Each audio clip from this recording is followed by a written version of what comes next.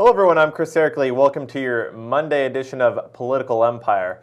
Republican Assemblyman Brian Nestande announced that he will be running against Democratic Congressman Raul Ruiz in the election next year. Joined now by Press Enterprise's Jeff Horseman. Jeff, what can you tell us about Ruiz's district and also the background of both? Well, yeah, the 36th congressional district covers generally the eastern half of Riverside County. It stretches from the Arizona border to Banning, Beaumont, and Hemet. And Ruiz, this is his first term representing the district. He knocked off longtime incumbent Mary Bono last November. It's kind of a come-behind candidate. And so this is the first time he's going to have to defend his seat against Brian Nestande, who, like you mentioned, is a Republican assemblyman. It's kind of a known commodity. He has a name recognition there. So it's going to be an interesting race. That's a long way before the election, but right now, can any candidate be viewed as having an edge?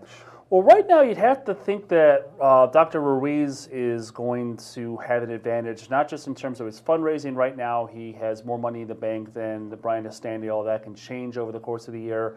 But the district, while voters have, the voter registration edge, Republicans have a slight edge in that category. It's not known as a real, necessarily conservative kind of Tea Party district.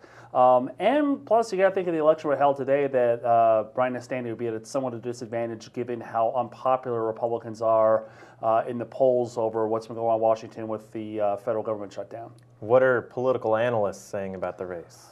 Well, it kind of varies a little bit. One of the independent analysts, thinks that one of the firms that does these type of analysis thinks that Ruiz is actually in pretty good shape. They consider the seat as kind of leaning Democratic.